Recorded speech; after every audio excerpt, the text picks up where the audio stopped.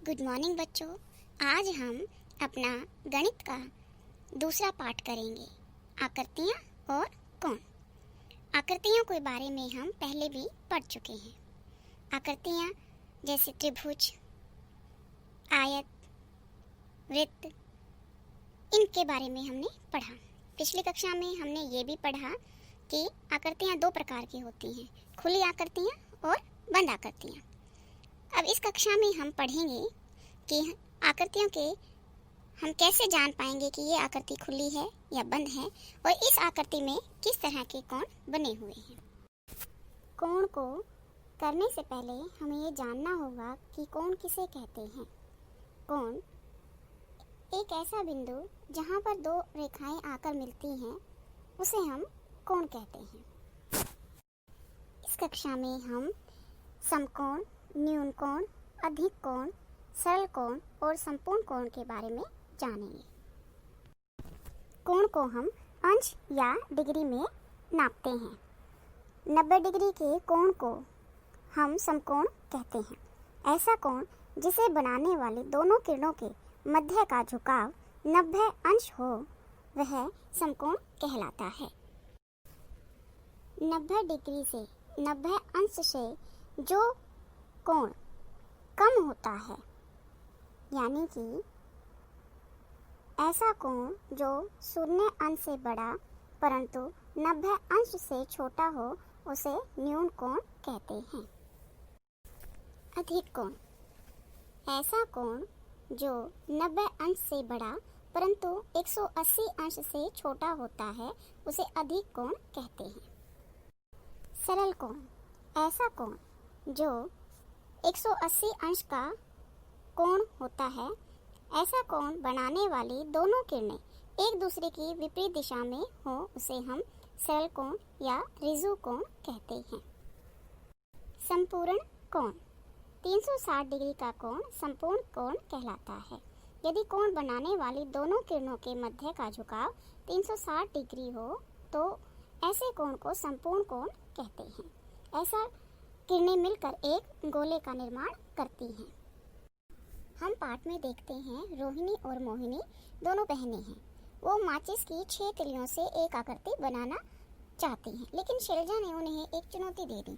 चुनौती क्या थी कि दोनों को एक दूसरे की तरफ मुंह करके नहीं, पीट करके बैठना है और आकृतियाँ बनानी हैं।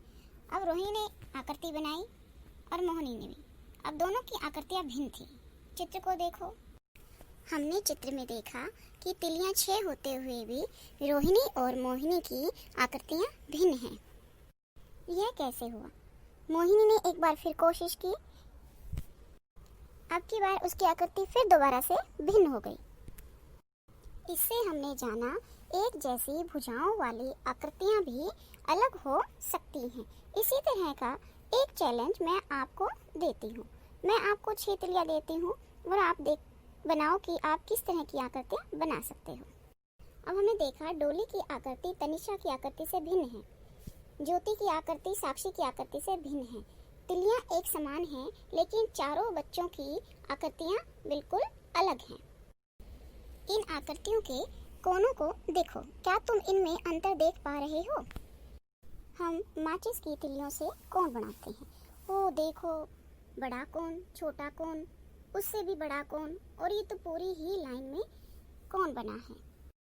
इससे हमें यह समझ आया कि आकृतियाँ कोण के बदलने से आकृतियाँ भी बदल जाती हैं। कोण किसी भी बहुभुज की आकृति निर्धारित करते हैं। अब मैं आपको कुछ माचिस की तिलियाँ देती हूँ और उनसे आप विभिन्न आकृतियाँ बनाकर देखोगे। वेरी गुड बच्चों, आपने बहुत अच्छी आकृतियाँ बनाई।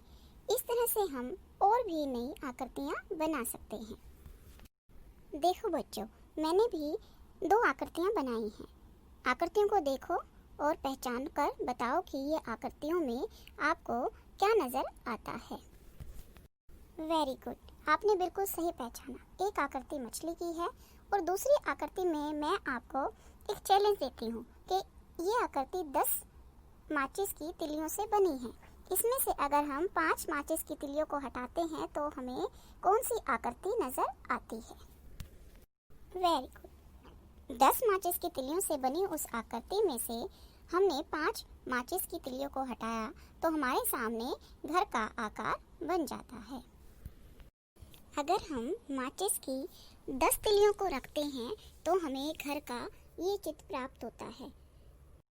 हम अगर माचिस की 5 तिलियां रखते हैं तो हमें ये आकृति प्राप्त होती है। इससे हमें ये अंतर समझ आता है कि जितने हम भुजाओं को बढ़ाते हैं या हम उनको घटाते हैं तो उनके कोण बदलने से भी आकृतियों में परिवर्तन आ जाता है।